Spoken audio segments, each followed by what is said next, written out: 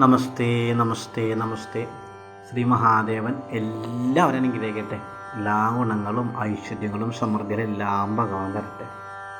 അപ്പോൾ നമ്മൾ ഈ ദിവസം പറയാൻ പോകുന്നത് ചോദ്യ നക്ഷത്രക്കാരുടെ ഈ വർഷത്തെ ഫലമാണ്. 2025 ചോദ്യ നക്ഷത്രക്കാർക്ക് എന്തെല്ലാമാണ് സംഭവിക്കാൻ പോകുന്നതെന്ന്, ഗുണങ്ങളും ദോഷങ്ങളും എല്ലാം. ഈ ചോദ്യക്കാർക്ക് പൊതുവേ എന്ന് പറഞ്ഞല്ലേ 2025 രോഗികൾക്ക് വളരെ ആശ്വാസമുള്ള സമയമായിരിക്കും. 2025 എന്ന് പറഞ്ഞാൽ രോഗികളായിട്ടുള്ള ചോദ്യ നക്ഷത്രക്കാർക്ക് വളരെയധികം ആശ്വാസമുള്ള ഒരു വർഷമാണ് 2025 എന്ന് പറഞ്ഞാൽ. അതുപോലെ തന്നെ സർക്കാർ ജോലിക്കാർക്ക് ജോലിയിലും മേൽഗതി കിട്ടാനും മേൽക്കയറ്റം ഉണ്ടാക്കാനൊക്കെ സാധ്യതയുള്ള ഒരു വർഷമാണ് 2025. ചോദ്യ നക്ഷത്രക്കാർ സർക്കാർ ജോലിക്കാർക്കൊക്കെ ജോലിക്കയറ്റം ഉണ്ടാവാനൊക്കെ വളരെയധികം അവസരങ്ങളും സാധ്യതകളൊക്കെ ഉള്ള ഒരു സമയമാണ് 2025. അതുപോലെ തന്നെ ചോദ്യ നക്ഷത്രക്കാർക്ക് 100-80% ആൾക്കാർക്കും കർമ്മരംഗം അത്ര നല്ലതല്ല ഈ വർഷം അല്ലേ.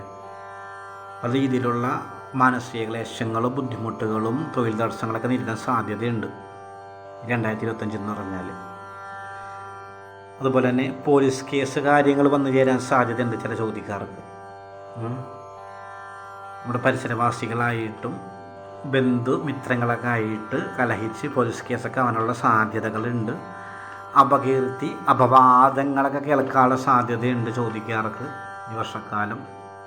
അതുപോലെ തന്നെ ഭാര്യ ഭർത്താക്കന്മാർ തമ്മിൽ കലഹിച്ച് ഭിന്നമായിട്ടൊക്കെ നിൽക്കാനുള്ള സാധ്യതയുണ്ട് ചോദ്യക്കാർക്ക് ഈ വർഷം. അവിടെ വിവാഹമായിട്ട് ബന്ധപ്പെട്ട് നോക്കുന്ന ആൾക്കാർക്കൊക്കെ വിവാഹ തടസ്സം ഉണ്ടാവാൻ സാധ്യതയുണ്ട് ഈ വർഷം. വിവാഹം പെട്ടെന്ന് നടക്കാൻ സാധ്യത വളരെ കുറവാണ് ഈ വർഷം. വിദ്യാർത്ഥികൾക്ക് പഠനമായിട്ടൊക്കെ ബന്ധപ്പെട്ട് അലസത, തടസ്സം, അതുപോലെ തന്നെ ശാരീരിക ബുദ്ധിമുട്ടുകളൊക്കെ ആയിട്ട് വിദ്യയ്ക്ക് തടസ്സം ഉണ്ടാകുന്ന സാഹചര്യങ്ങളൊക്കെ വന്നു ചേരുമെന്നാണ് പറയുന്നത്. അങ്ങനെയുള്ള ബുദ്ധിമുട്ടൊക്കെ ഉണ്ടാവും ചോദ്യക്കാർക്ക് ഈ വർഷം.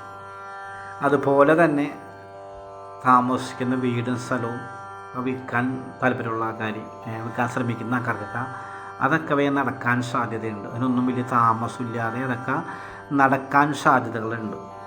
അതുപോലെ തന്നെ ഭൂസ്വത്തുക്കൾ, നമ്മളുടെ കാർത്തന്മാരായിട്ടാ ആരെങ്കിലൊക്കെ ആയിട്ട് വാങ്ങിച്ചിട്ടാക്കുന്ന സ്വത്തുക്കൾ, നമ്മൾക്ക് കിട്ടാനുള്ള സ്വത്തുക്കൾ, അതെല്ലാം നമ്മൾക്ക് വന്നു ചേരാൻ സാധ്യതയുണ്ട് 2025.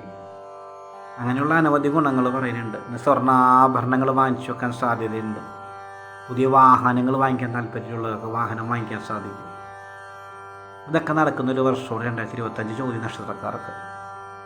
അതുപോലെ തന്നെ ഒരു വിഷമസന്ധി എന്ന് പറഞ്ഞാൽ വിലപിടിപ്പുള്ള സാമഗ്രികൾ, സ്വർണ്ണാഭരണങ്ങളായിട്ടാണെങ്കിലും വാഹനങ്ങളായിട്ടാണെങ്കിലും അങ്ങനെ എന്താണോ വിലപിടിപ്പുള്ളത് അതൊക്കെ ചിലത് നഷ്ടപ്പെട്ടു പോകാൻ സാധ്യതയുണ്ട് ചോദിക്കാർക്ക്. ആരെങ്കിലും മോഷ്ടിച്ചുകൊണ്ട് പോകാനോ ആരെങ്കിലും എടുത്തുകൊണ്ട് പോകാൻ, അല്ലെങ്കിൽ ആരെങ്കിലും വാങ്ങിച്ചിട്ട് തരാത്ത സ്ഥിതിയിലൊക്കെ നമുക്ക് നഷ്ടപ്പെട്ടു പോകാൻ സാധ്യതയുണ്ട് ചോദ്യക്കാർക്ക് ഈ വർഷം. അങ്ങനെയൊക്കെയുള്ള പല പല ബുദ്ധിമുട്ടുകളാണ് ചോദ്യക്കാർക്ക് ഈ വർഷം പറഞ്ഞിരിക്കുന്നത്. അതിൽ ശ്രദ്ധിക്കേണ്ട കാര്യങ്ങളെന്ന് പറഞ്ഞാൽ അപകീർത്തി വരാതെ ശ്രദ്ധിക്കുക, പോലീസ് കേസ് വരാതെ ശ്രദ്ധിക്കുക, കർമ്മരംഗത്ത് ബുദ്ധിമുട്ടുകൾ വരാതെ തടസ്സങ്ങൾ വരെയൊക്കെ ശ്രദ്ധിക്കുക. അതൊക്കെ വന്നു കഴിഞ്ഞാൽ മാനസിക ക്ലേശങ്ങളാവും, കുടുംബത്തിൽ പ്രശ്നങ്ങളാവും, അങ്ങനെയൊക്കെ വരാൻ സാധ്യതയുണ്ട്. അപ്പോൾ അതൊക്കെ ഒന്ന് ശ്രദ്ധിക്കണം. ഈ ബുദ്ധിമുട്ടുകളെല്ലാം വരാതിരിക്കാനായിട്ട് ചോദിക്കാർക്ക് ഈ വരുന്ന ദോഷങ്ങളും ദുരിതങ്ങളും ആപത്തുകളും ഒന്നും വരാതിരിക്കാൻ ഉണ്ട് അല്പം മാർഗങ്ങൾ. അത് ഒന്ന് ചെയ്ത് ദേവീദേവന്മാരൊക്കെ തൃപ്തിപ്പെടുത്തി കഴിഞ്ഞാൽ ഈ ബുദ്ധിമുട്ടുകൾ അങ്ങോട്ട് ബാധിക്കാതെ പോകും. അപ്പോൾ അതിനകത്ത് പ്രധാനം എന്ന് പറഞ്ഞാൽ എവിടെയെങ്കിലും വിഷ്ണു, കൃഷ്ണൻ എന്നീ ക്ഷേത്രത്തിൽ എവിടെയെങ്കിലും പോയിട്ട് ഭഗവാനി ഭാഗ്യസൂക്തം അർച്ചന കഴിക്കുക, നെയ്വിളക്ക് കഴിക്കുക. അതിങ്ങനെയുള്ള ദോഷാദുരിതങ്ങൾക്ക് നല്ലതാണ്. അതുപോലെ തന്നെ എവിടെയെങ്കിലും ഭദ്രകാളി ക്ഷേത്രത്തിൽ പോയിട്ട് ഗുരുതി പുഷ്പാഞ്ജലി കഴിക്കുക. അതുപോലെ തന്നെ സഹസ്രനാമാർച്ചന നടത്തുക ഭദ്രകാളിക്ക്. അതൊക്കെ വളരെ നല്ലതാണ്. അതുപോലെ തന്നെ മഹാദേവ ക്ഷേത്രത്തിൽ പ്രദോഷപൂജ, അഘോരമന്ത്രാർച്ചന എന്നീ വഴിപാടൊക്കെ നടത്തി പ്രാർത്ഥിക്കാൻ നല്ലതാണ്. അങ്ങനെയൊക്കെ ഈ ദുരിതങ്ങളിൽ നിന്നും ദോഷങ്ങളിൽ നിന്നൊക്കെ ആപത്തിൽ നിന്നൊക്കെ മോചിതരാകാൻ സാധിക്കുമെന്നുള്ള കാര്യം ചോറ്റാനിക്കൽ അമ്പലത്തിൽ പോയി തൊഴുക എന്നുള്ളതാണ്. അതൊക്കെ ഈ ആപത്തിൽ നിന്നൊക്കെ മോചിതരാക്കാൻ നല്ലതാണ്. ചോറ്റാനിക്കര പോയി കീഴ്ക്കാവിലും മെൽകാലൊക്കെ പോയി പ്രാർത്ഥിക്കുക, കീഴ്ക്കാവിൽ നല്ല ഗുരുതി പുഷ്പാഞ്ജലിയൊക്കെ കഴിച്ച് പ്രാർത്ഥിക്കുക. അതൊക്കെ വളരെ വിശേഷമാണ് ഈ ആപത്തിൽ നിന്നും ദോഷത്തിൽ നിന്നൊക്കെ മുക്തി കിട്ടാനായിട്ട്. അതുപോലെ സാധിക്കുമെങ്കിൽ നവഗ്രഹ ക്ഷേത്രത്തിൽ പോയി പ്രാർത്ഥിക്കുക, നവഗ്രഹ പൂജ കഴിക്കുക. അതെല്ലാം വളരെ വിശേഷമാണ് ഈ രോഗാദുരിതങ്ങളിൽ നിന്നും ദോഷങ്ങളിൽ നിന്നൊക്കെ ചോദിക്കാർക്ക് രക്ഷപ്പെടാനായിട്ട്. പരമാവധി ആരോടും വലുതായിട്ടൊന്നും കലഹിക്കാതിരിക്കുക. അനാവശ്യമായിട്ടുള്ള കൂട്ടുകെട്ട് കാര്യങ്ങളൊക്കെ ഉണ്ടെങ്കിൽ അത് ഒഴിവാക്കുക. ദൂരയാത്രകളൊക്കെ ഉണ്ടെങ്കിൽ ഒഴിവാക്കുക. കാരണം ദൂരയാത്രയിലൊക്കെ അനവധി പണം നഷ്ടപ്പെടാനും ചിലവുകൾ വന്നു ചേരാനൊക്കെ സാധ്യതയുണ്ട് ചോദിക്കാർക്ക് ഈ വർഷം. അപ്പോൾ അനവധി ആവശ്യമില്ലാത്ത യാത്രകളൊക്കെ ഉണ്ടെങ്കിൽ അതൊക്കെ ഒഴിവാക്കുക. ആ രീതിയിലൊക്കെ ദോഷാദുരിതങ്ങളൊക്കെ നമ്മളിൽ നിന്ന് ഒഴിവുപോകും. നമ്മളുടെ മനസ്സാൽ വിചാരിച്ച് പ്രയത്നിച്ച് കഴിഞ്ഞാൽ തന്നെ ഒരു ഭാഗം ദുരിതങ്ങൾ ഒഴിവാകും. എന്തായാലും മനസ്സറിഞ്ഞ് എല്ലാവരും മഹാദേവനെയൊക്കെ പ്രാർത്ഥിക്കുക. എല്ലാ ദോഷങ്ങളും ദുരിതങ്ങളും ആപത്തുകളെല്ലാം നീങ്ങട്ടെ.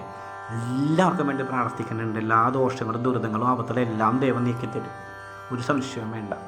അപ്പോൾ നമ്മളുടെ വീഡിയോസ് കാര്യങ്ങളൊക്കെ ഇഷ്ടപ്പെടുന്ന കാര്യം ഈ ചാനൽ സബ്സ്ക്രൈബ് ചെയ്യുക, ഷെയർ ചെയ്യുക, ലൈക്ക് ചെയ്യുക. കുറേ ദിവസങ്ങളായിട്ട് നമുക്ക് വീഡിയോസൊന്നും ഇടാൻ സാധിച്ചില്ല. കാരണം നമ്മൾ ക്ഷേത്രമായിട്ട് ബന്ധപ്പെട്ട് ഉത്സാഹി കാര്യങ്ങളൊക്കെ ഇരുന്നു. അതായത് ശുഭദിനാശംസകൾ, എല്ലാ നന്മകളും നേരുന്നു. എല്ലാവർക്കും വേണ്ടി പ്രാർത്ഥിക്കുന്നുണ്ട്. ശുഭദിനാശംസകൾ, എല്ലാ നന്മകളും നേരുന്നു.